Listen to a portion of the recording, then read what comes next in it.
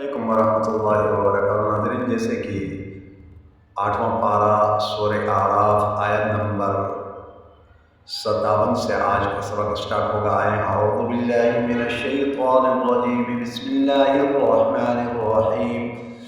वल्बलदुत्तय्यिबु यख़रुजु नबातुहु बिइज़्नि रब्बिह वल्लज़ी ख़बुसा ला यख़रुजु इल्ला नकिदा कज़ालिका नुस्सर्रिफ़ुल आयाति लिक़ौमिन यशकुरून।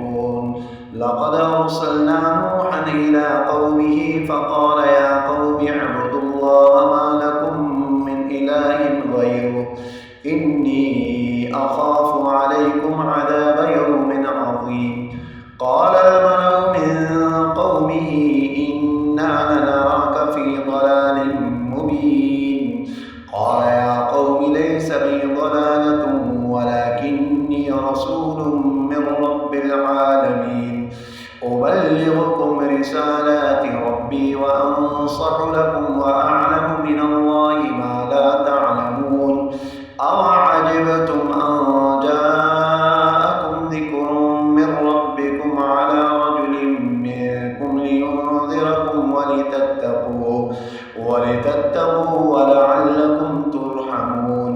फ़कज़्ज़बूहु फ़अंजयनाहु वल्लज़ीन मअहु फ़िल फ़ुल्कि वअग़रक़ना الذين كذبوا بآياتنا إنهم كانوا قوما عمين।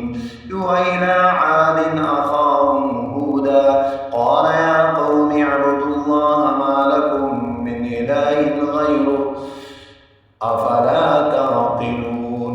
قال الملأ الذين كفروا من قومه إنا لنراك في سفاهة وإنا لنظنك من الكاذبين।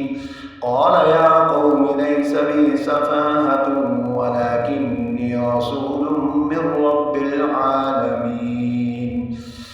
आयत नंबर 67 तक मुकम्मल हुआ। नेक्स्ट वीडियो में मुलाकात होगी। वस्सलामु अलैकुम वरहमतुल्लाहि वबरकातुहू।